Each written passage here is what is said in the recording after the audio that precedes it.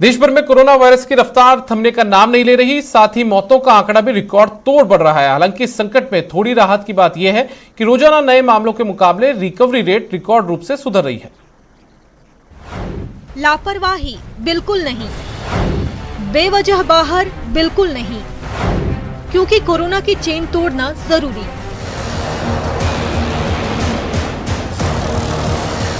देश भर में कोरोना की दूसरी लहर का प्रकोप जारी है।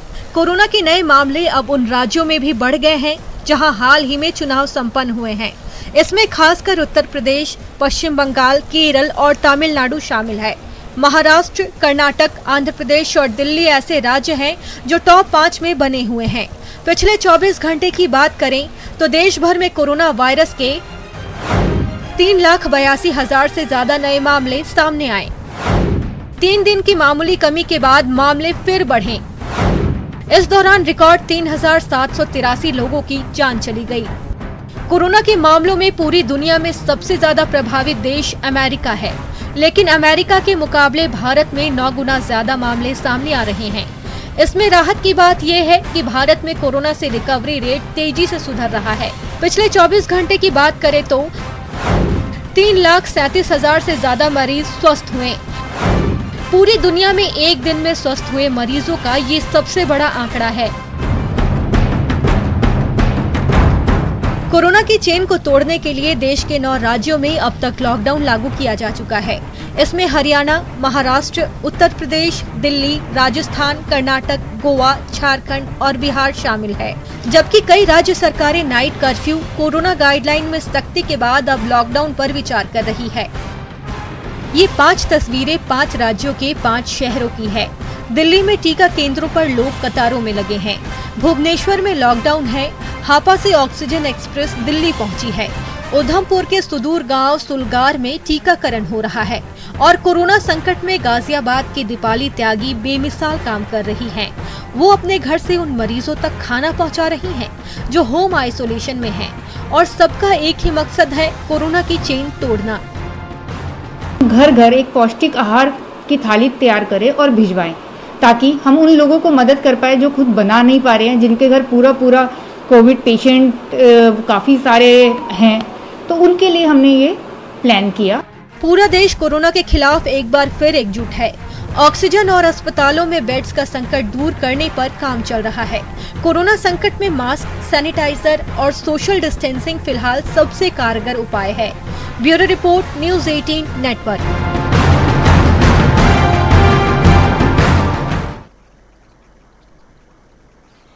झालावाड़ में पुलिस ने कोरोना गाइडलाइन की अनदेखी के आरोप में करीब 50 लोगों को पकड़कर किसान भवन में क्वारंटीन कर दिया। इस दौरान कोरोना जांच के लिए उनके सैंपल भी लिए गए। प्रशासन के अधिकारियों के अनुसार जिन लोगों की कोरोना रिपोर्ट नेगेटिव आएगी उन्हें घर वापस भेज दिया जाएगा, जबकि पॉजिटिव आने पर क्वारंटीन रखा जाएगा। ऐसी ही कार्रवाई अब जिले के सभी सर्किल और थाना क्षेत्रों में भी की जाएगी।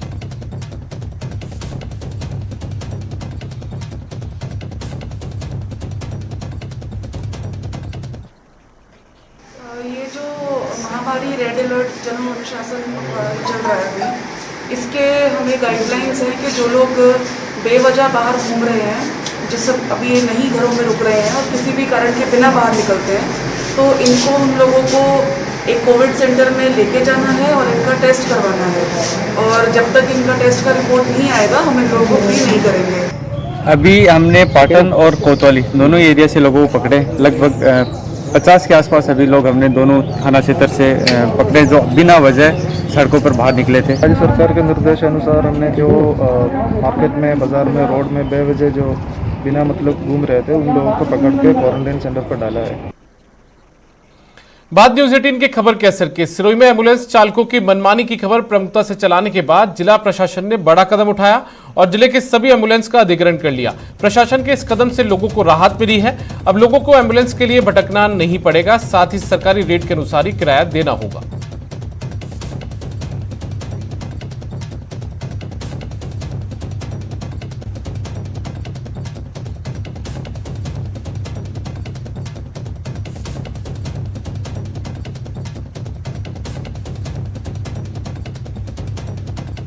बारां जिले में कोरोना बेकाबू होता दिखाई दे रहा है। जिले में जहां बीते एक माह में 8,500 मामले सामने आए, वहीं मई के केवल 5 दिनों में 2,000 के करीब मामले सामने आ चुके हैं। उसी को लेकर पुलिस द्वारा सख्ती बढ़ती जा रही है, जिसका जायजा लिया न्यूज 18 संवाददाता विपिन तिवारी ने। बारां जिले में कोरोना संक्रमण का प्रभाव कम होता नजर नहीं आ रहा है। बीते अप्रैल माह में जहां पूरे महीने के भीतर 8,500 संक्रमण के मामले सामने आए थे, वहीं मई के इन 5 दिनों में यह आंकड़ा 2,000 के करीब पहुंच गया है।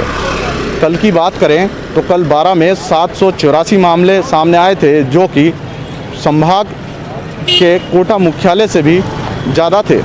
कोरोना संक्रमण के बढ़ते प्रभाव को रोकने के लिए पुलिस भी अब मुस्तैद नज़र आ रही है। इस वक्त मैं बारां शहर के धर्मादा चौराहे पर हूं, जहां आप देख सकते हैं सुबह का वक्त है और पुलिस सुबह से ही अपनी सख्ती दिखा रही है। आने जाने वाले लोगों को रोककर पूछताछ की जा रही है। साथ ही जो अनावश्यक सड़कों पर घूमते नज़र आ रहे हैं, उन लोगों को 14 दिन के लिए क्वारंटाइन किया जा रहा है, या फिर उनके नेगेटिव रिपोर्ट के आने तक उन्हें क्वारंटीन सेंटर में ही रखा जा रहा है। वहीं जिला कलेक्टर द्वारा भी कोरोना संक्रमण को रोकने के लिए शहर में किराने की दुकानों को भी केवल 2 दिन खोलने की अनुमति दी गई है। कोरोना का आलम यह है कि गंभीर रोगियों से जिला अस्पताल पूरी तरह भरा हुआ है। ऑक्सीजन की कमी भी कहीं ना कहीं मरीजों की बढ़ती संख्या के चलते ही सामने आ रही है। ऐसे में लोगों को ही सचेत रहकर कोरोना से बचाव करना होगा। विपिन तिवारी, न्यूज 18 राजस्थान, बारां। एक और जहां कोरोना ने चारों ओर हाहाकार मचा रखा है, वहीं जैसलमेर जिला प्रशासन कोरोना की रोकथाम के लिए जी जान से जुटा हुआ है। न्यूज 18 ने आज जिला अस्पताल के कोविड सेंटर का जायजा लिया।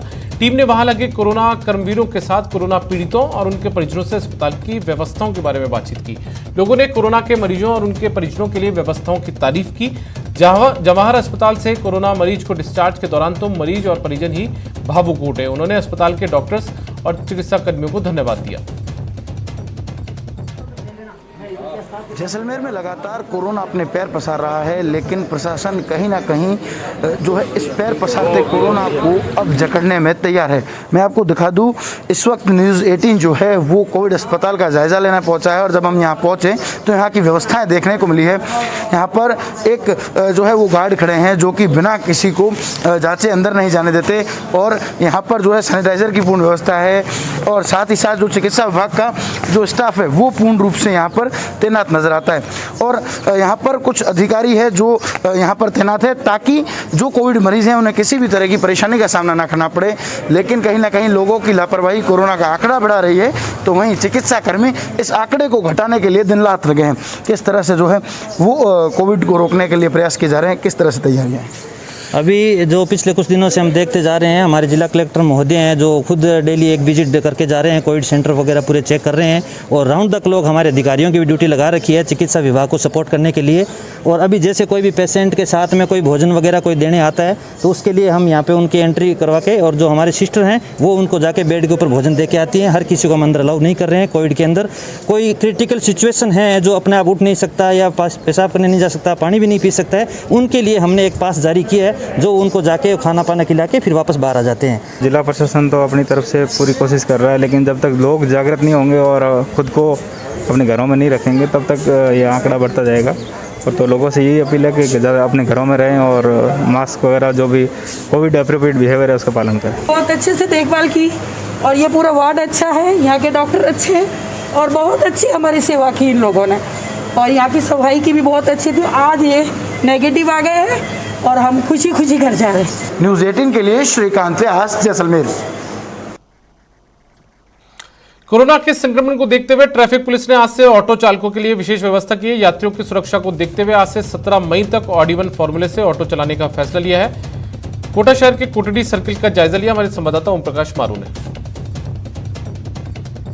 कोटा में कोरोना के बढ़ते संक्रमण को देखते हुए और ऑटो चालकों के लिए आज ऑड इवन फार्मूला तय किया है। इसके तहत आज 1, 3, 5, 7, 9 नंबर जिस ऑटो के रजिस्ट्रेशन नंबर है अंतिम में, वो ऑटो चालक आज शहर की सड़कों पर दौड़ेंगे, और कल 2, 4, 6, 8 वाले जिनके ये नंबर हैं वो ऑटो चालक शहर की सड़कों पर दौड़ेंगे। हम कोटड़ी सर्कल के पास खड़े हैं और यहाँ देखते हैं पुलिस लगातार ऑटो वाले और दूसरे जो भी लोग आ रहे हैं उनसे उनके खिलाफ कार्रवाई कर रही है और ऐसे सम विषम संख्या वाले फार्मूले के तहत आज कार्रवाई कर रहे हैं। हम देख रहे हैं ये एक ऑटो, सर किस तरह की कार्रवाई की जा रही है? जो ट्रैफिक की अधिकता का दबाव को ध्यान में रखते हुए ऑटो का जो व्यवस्था की है वो उसके अंदर सम संख्या और विषम संख्या का जो व्यवस्था की गई। जैसे आज कई लोग जिनको जानकारी नहीं थी वो भी ऑटो लेकर आए, उनको समझाइश की है भाई आपका नंबर कल है या आपका नंबर आज है। डेट के हिसाब से जैसे आज 5 तारीख है तो 5 के हिसाब से 5 उनको बता दिया कि विषम संख्या है, कल आएगा तो सम संख्या का आएगा। इस प्रकार व्यवस्था, जैसे अभी एक ऑटो रुका है उसने कहा मुझे जानकारी नहीं, हम इसको समझाइश करके भी जिसको जानकारी उसके बाद में अगर वो ऐसा कर रहा है तो उसके साथ चालान की कार्रवाई की जा रही है। तो कुल मिला के ये कहा जा सकता है कि कोटा में जो ऑटो की संख्या है उसमें कमी लाने के लिए कि एक साथ ज़्यादातर ऑटो शहर की सड़कों पर नहीं दौड़े, इसके लिए सम और विषम संख्या का एक फार्मूला तय किया गया है। आज ये देख सकते हैं जीरो वाले जो ऑटो है, जैसे कि ये 1, 3, 5, 7 और 9 वाले ऑटो ही चलने चाहिए, लेकिन जैसे कि जीरो वाले कल ऑटो चलने चाहिए, इसलिए इस ऑटो को फिलहाल पकड़ा है, उनसे समझाइश की जा रही है, हो सकता है उनके खिलाफ कार्रवाई भी की जाए। ये शहर में लगातार ऑटो चालकों के लिए ये 17 तारीख तक, आगामी 17 तारीख तक ये फार्मूला जारी रहेगा। कोटा से न्यूज़ 18 राजस्थान के लिए ओम प्रकाश मारू। जब हर कोई अपनी जान बचा रहा है, कोरोना की वजह से घर में वक्त बिता रहा है, ठीक ऐसे वक्त में एक शिक्षक इंसानियत का फर्ज निभा रहा है। अपने ऑटो को एम्बुलेंस बनाकर जरूरतमंदों की फ्री में सेवा कर रहा है।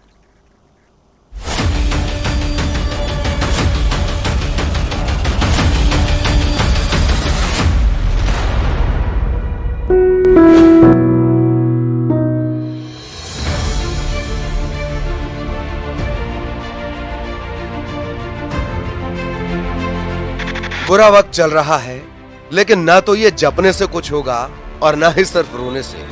कुछ करना होगा, जो बन पड़े वही, और यही तो ये कर रहे हैं।